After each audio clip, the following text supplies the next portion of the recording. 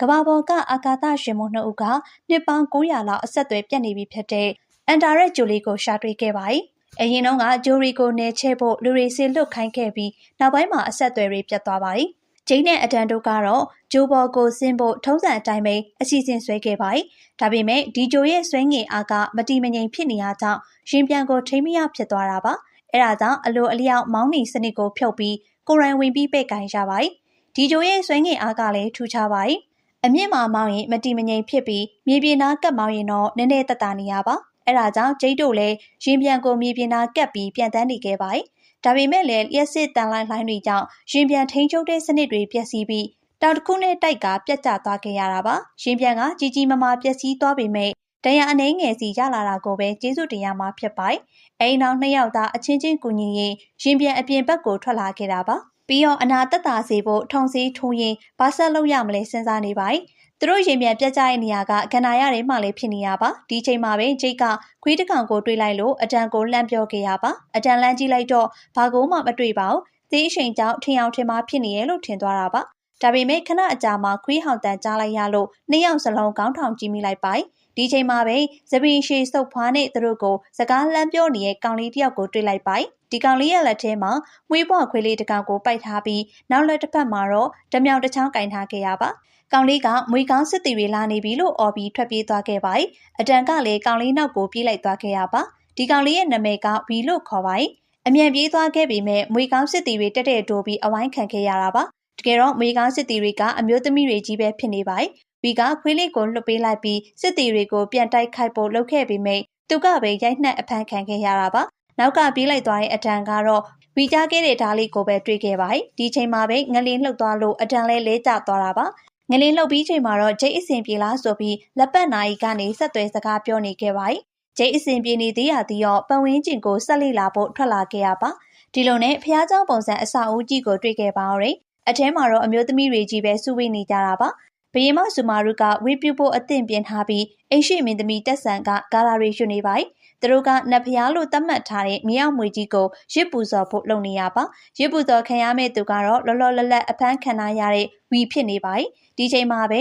မြေအောက်တွင်ကြီးတဲ့ကနေအေယာမောက်မွေကြီးတစ်ကောင်လေးထွက်လာခဲ့ပါတယ်။ဝီကိုတွေ့ရဆူမာရုရဲ့ကိုရံတော့ဒုတိယလန့်သွားခဲ့ရပါ။ဘာဖြစ်လို့လဲဆိုရင်ဝီကသူ့ရဲ့မောင်လေးဖြစ်နေရကြမှာပဲ။အဲ့ဒါကြောင့်စစ်တီတွေကိုတိုက်ခိုက်ပြီးဝီကိုကန်နေခဲ့ရပါ။ဒုကစစ်တီတယောက်ကိုကန်လိုက်တဲ့အခါမွေကြီးရဲ့အနာကိုလွင့်သွားခဲ့ပါတယ်။ဒီချိန်မှာမွေကြီးကစစ်တီကိုစားလိုက်ပြီးမြေအောက်ကိုပြန်ဝင်သွားခဲ့ရပါ။တက်ဆန်ကသူ့ရဲ့စစ်တီတွေကိုထပ်ခေါ်ပြီးဒုကိုဖမ်းပြီးတက်ဖြစ်ဖို့အမိန့်ပေးခဲ့ပါတယ်။ဘယင်မဆူမာရုကကြားဝင်လိုက်ပြီးအမျိုးသမီးအချင်းချင်းတက်ဖြတ်ခွင့်မရှိဘူးလို့တားခဲ့လိုက်တာပါ။ဘယင်မနဲ့အိမ်ရှိမင်းသမီး2ယောက်စကားများနေကြတာကိုအတန်ကလည်းချောင်းကြည့်နေခဲ့ပါတယ်။ရုတ်တရက်ဂျိတ်စီကဆက်သွယ်လာလို့လက်ပတ်နာရီကအတန်ထွက်လာချိန်မှာတော့အားလုံးကသူ့ကိုသတိထားမိသွားခဲ့ရပါ။တက်ဆန်ရဲ့စစ်တီတွေကသူ့ကိုဖမ်းဖို့လုပ်နေချိန်မှာတော့မီးဆိုင်ကြီးကိုတနက်နဲ့ပစ်ပြီးထွက်ပြေးလာခဲ့ပါတယ်။ဒီချိန်တွင်းမှာဝီလည်းသူနဲ့အတူထွက်ပြေးလာနိုင်ခဲ့ရပါ။သူတို့ရင်ပြန်နာအလျှောက်မှာတော့အတန်ရဲ့ခြေထောက်ကိုမြားမှန်ပြီးတရားရသွားခဲ့ပါတယ်။ဒါပေမဲ့2ယောက်စလုံးရင်ပြန်တဲ့ဝင်ကတကားပိတ်ပြီးပုံနိုင်ခဲ့ရပါ။တက်ဆန်ရဲ့စစ်တီတွေကတော့ရင်ပြန်ကိုဝင်းထားပြီးပါပြီ။ဒီချိန်မှာပဲဇူမာရုကကိုရံတော်တပ်ဖွဲ့နဲ့ရောက်လာခဲ့ပြီးစစ်တီတွေကိုပြန်ဖို့ပြောလိုက်ပါတယ်။စစ်တီကောင်းဆောင်ကတက်ဆန်ရဲ့အမိန့်ကိုပဲနားခံမယ်လို့ဇော်တကတက်နေခဲ့ပေမယ့်ဆူမာရုကသူသာဘရင်မဖြစ်တာကြောင့်သူ့အမိန့်ကအတီးပဲလို့ခက်မမာပြောခဲ့ရပါစစ်တီတွေပြန်သွားချိန်မှာတော့အတန်တို့ရဲ့ရင်ပြန်တဲ့ကိုဝင်လာနိုင်ခဲ့ပါတယ်သူတို့သုံးတဲ့မြားတွေမှာအစိတ်တွေတုပ်ထားတာဖြစ်လို့ဆူမာရုကအတန်ကိုအစိတ်ဖြည့်စီထိုးပေးခဲ့ရပါအဲဒီနောက်မှာတော့အတန်တယောက်သတိမိသွားခဲ့ပါတယ်သတိပြန်ရလာချိန်မှာတော့ဆူမာရုရဲ့နေရာကိုရောက်နေခဲ့ရပါသူနဲ့အတူဂျိန်းနဲ့ဝီတို့လည်းရှိပါတယ်။ဂျိန်းကတော့ငလင်ခဏခဏလှုပ်တဲ့ဒီဂျိုကငလင်ကြောပေါ်မှာရှိနေပြီးမကြခင်မှာပဲပျက်စီးတော့မှာဖြစ်ကြောင်းခန့်မှန်းနေခဲ့ရပါဒီလိုပြောတဲ့အချိန်မှာပဲငလင်တစ်ချက်လှုပ်လိုက်လို့အားလုံးလဲပြိုသွားကြပြန်ပါ။အိမ်နောက်သူ့လက်ထဲကကရိယာလေးနဲ့အတန်ရဲ့လက်ပေါ်စကန်ဖတ်ပြီးယောဂရှိမရှိစစ်ဆေးနေခဲ့ပါတယ်။ဒီချိန်မှာဝီကလည်းသူတို့စကားဝိုင်းတဲ့ကိုဝင်လာခဲ့ပါတယ်။ငလင်လှုပ်တဲ့အကြောင်းကမြေအောက်မွေကြီးတွေသွားလာလို့ဆိုပြီးဝင်ပြောနေရပါ။ပြီးတော့စကန်ဖတ်တဲ့ကရိယာလေးကိုလည်းစိတ်ဝင်စားနေပါတယ်။အဲဒါကြောင့်ဂျိတ်တို့လည်းဝီကိုစကန်ဖတ်ပေးလိုက်ပြီးဘာယောဂမှမရှိကြောင်းပြောခဲ့ရပါ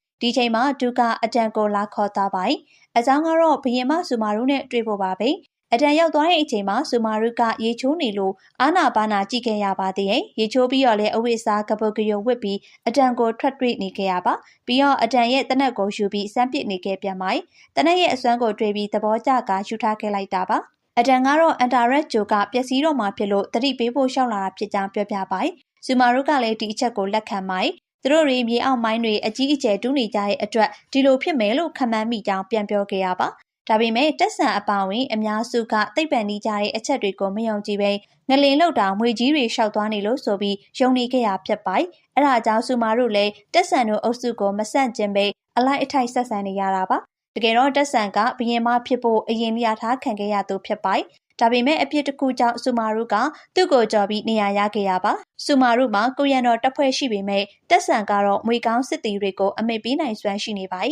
ဒီလိုအခြေအနေမျိုးမှာဆူမာရုကအခြေအနေတွေဗယံပတာမဖြစ်အောင်စင်စင်ချင်းချင်းအုပ်ချုပ်နေခဲ့ရတာပါအတန်ကတော့အမျိုးသားတွေမရှိပဲဆူမာရုတို့ဒီလောက်ကြာအောင်မနေနိုင်ဘူးဆိုတာသိပါတယ်အဲဒါကြောင့်ယောက်ျားလေးတွေကိုဘယ်မှာထားလေးဆိုပြီးမိခဲ့တာပါဒီချိန်မှာပဲဆူမာရုကသူ့ကိုနေရာတစ်ခုစီခေါ်သွားခဲ့ပါတယ်အဲ့ဒီနေရာကတော့မိုင်းတွင်းကြီးပါပဲဒီဂျိုပေါ်မှာရှိတဲ့ယောက်ျားသားအလုံးကမိုင်းတွင်းမှာအလုပ်ကျန်းလုပ်နေရတာပါဘေးမှာတော့မွေကောင်းစစ်တီတွေကစောက်ကျက်နေပါတယ်ယောက်ျားသားတွေကိုအလုပ်ကျန်းခိုင်းဖို့နဲ့တားဖောက်ဖို့အတွက်ပဲစီကံသတ်မှတ်ထားဖြစ်ကြောင်းဆူမာရုကရှင်းပြပြီးမပြောမဆိုနဲ့အတန်ကိုယ်တော်ဖန်နှံခဲ့ရပါပြီးတော့မှယောက်ျားတွေအုပ်ချုပ်တုံးကစစ်မှတ်တွေပဲဖြစ်နေခဲ့လို့မိန်းမတွေကအုပ်ချုပ်ရတာဖြစ်ကြောင်းပြောခဲ့ပြန်ပါတယ်ဒီစကားကိုကြတော့အတန်လေးအမျိုးသားထုကြီးဘက်ကနာသွားခဲ့ရပါအဲဒါကြောင့်ဆူမာရုတို့ကအုပ်ချုပ်နေရမဟုတ်ပဲကျွံပြုတ်နေရဖြစ်ကြောင်းဒေါသကြီးပြောမိခဲ့ပါတယ်ဒီချိန်မှာဆူမာရုကရာဇာမန်ထွက်သွားပြီးအတန်ရဲ့မျက်နှာကိုလက်သီးတွေနဲ့ကြည့်ထိုးနေခဲ့ရပါအတန်ကပြန်တိုက်ခိုက်ဖို့လုပ်နေပေမဲ့ကိုရန်တော်တပ်ဖွဲ့က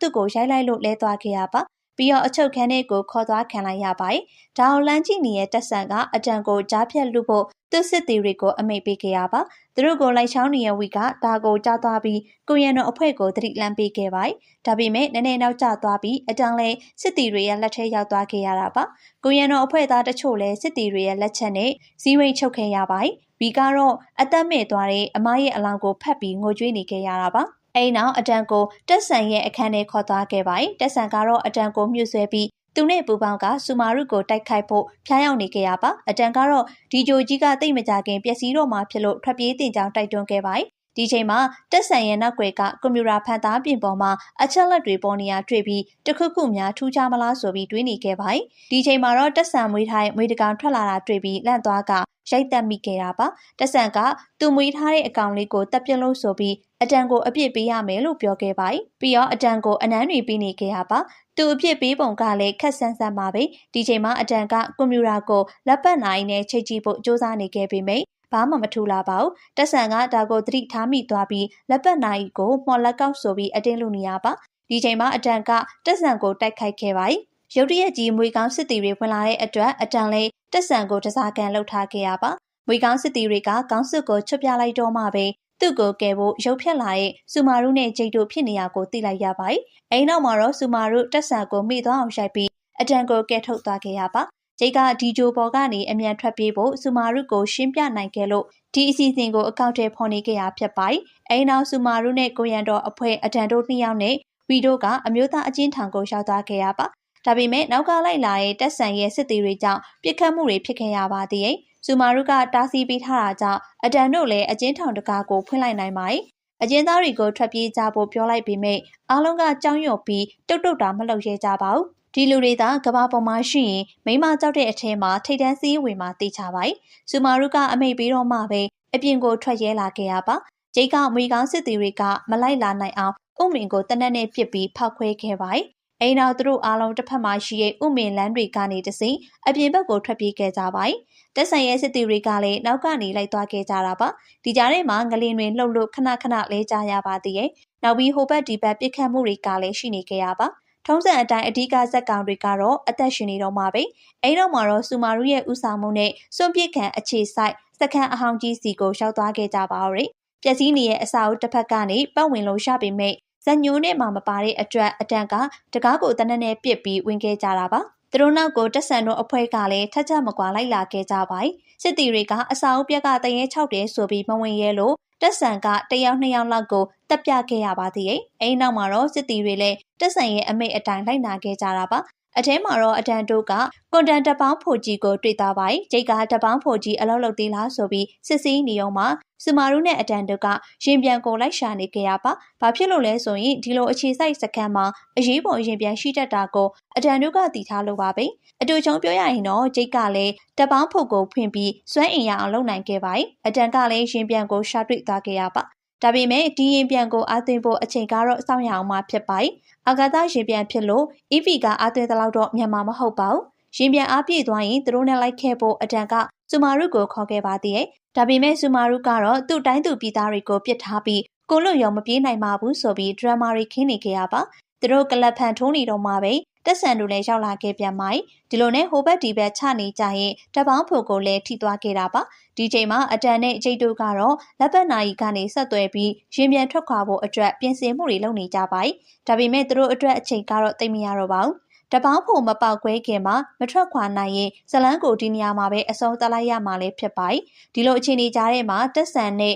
စူမာရုတို့လည်းထိတ်တိုက်တိုးသွားခဲ့ရပါ။ဒူးလေးတွေနဲ့ပြစ်လို့ရကြပေမဲ့အရေးပေါ်အချိန်ကြာမှတပွဲတလန့်နှွဲမယ်ဆိုပြီးအနီးကပ်ဖိုက်တင်ပလေးနေကြတဲ့အတွက်အနိုင်ရှုံးကလည်းမပေါ်ပဲဖြစ်နေရပါအတန်ကအချိန်ဆွဲနေရင်အားလုံးမသာပေါ်ကုန်မယ်လို့သတိပေးလိုက်တော့မှစူမာရုကတက်ဆန်ကိုနောက်ကောက်ကျသွားအောင်ထိုးခဲ့ပါအားလုံးပြီးဆုံးသွားပြီထင်ပြီးထွက်သွားမယ်လောက်ကမှတက်ဆန်ကဓားမြောက်ပြီးပြေးဝင်လာလို့အတန်ကပဲတနက်နဲ့ပြစ်ချပြီးဇလန်းဖြတ်ခဲ့ရတာပါအိမ်နောက်သူတို့အဖွဲ့လည်းရင်ပြန်ပေါ်အကောက်တက်ပြီးမောင်းထွက်ခဲ့ကြပါဒီချိန်မှာတော့အန်တာရက်ဂျူတခွင်လုံးငလင်တန်းကြောင့်ကဘာပြတ်သလိုတုံဟီးနေခဲ့ရပါစူမာရုကသူ့လူတွေကိုဒုက္ခတော်တဲ့ထားခဲ့ရပြီဆိုပြီးစိတ်မကောင်းဖြစ်နေခဲ့ရပါဒီချိန်မှာပဲဂျိတ်လည်းရင်ပြန်ရဲ့အနေထားနဲ့လိုက်မဲ့သူကိုပြန်တွက်ကြည့်ခဲ့ပါတွက်ချက်မှုအရာရင်ပြန်ကကြံခဲ့သူတွေကိုခေါ်နိုင်ရုံတွေမကပဲစင်နှကောင်ဖင်ထောင်ကလို့ရတဲ့အထိဖြစ်နေချိန်မှာတော့ရင်ပြန်ကိုပြန်ဆင်ပြီးအားလုံးကိုတက်ခိုင်းခဲ့ရပါဒါပေမဲ့အောက်ကလူတွေကဘာမှမသိကြောက်နေပြီးအပေါ်ကိုမတက်ကြပါဘူးအဲဒါကြောင့်စူမာရုကသူ့ကြာပုတ်ကိုလွတ်ပြလိုက်ပြီးအားလုံးတက်ကြငါရင်ပြန်ပေါ်လို့ပြောလိုက်ချိန်မှာတော့အဆင်ပြေသွားပါအဲဒီနောက်ရင်ပြန်ကဘေးကင်းရောင်ကိုပြန်တန်းထွက်ခွာသွားရင်ညီကုန်းချုပ်သွားရင်ထင်တော့မှားသွားမှာပါဘေးကမသိပေါ်လာတဲ့မွေကြီးဟာရင်ပြန်ကိုအစာမှတ်ပြီးလိုက်ကိုက်နေရကြောင်းထွက်မရပဲဖြစ်နေခဲ့ပြန်ပါဒါပေမဲ့အတန်တို့ကလည်းဇလိုက်တွေပြီးဒီကိစ္စကိုဖြေရှင်းဖို့နီးလန့်ရှိနေရပါရင်ပြန်ကိုလှက်ပတ်ကိုက်နေတဲ့မွေကြီးနောက်ဖက်ရောက်ချိန်မှာပဲထွက်ခွာပြန်တန်းခလုတ်ကိုနှိပ်လိုက်ချိန်မှာတော့မီးတွေပန်းထွက်လာပြီးမွေကြီးကိုမီးဆွဲသွားခဲ့ရပါဒီချိန်မှာတော့မွေကြီးလည်းနောက်လဲမလာတော့ဘူးလာလဲမနောက်တော့ဘူးဆိုပြီးမြေကြီးရဲ့ပြန်ဝင်သွားခဲ့ပါ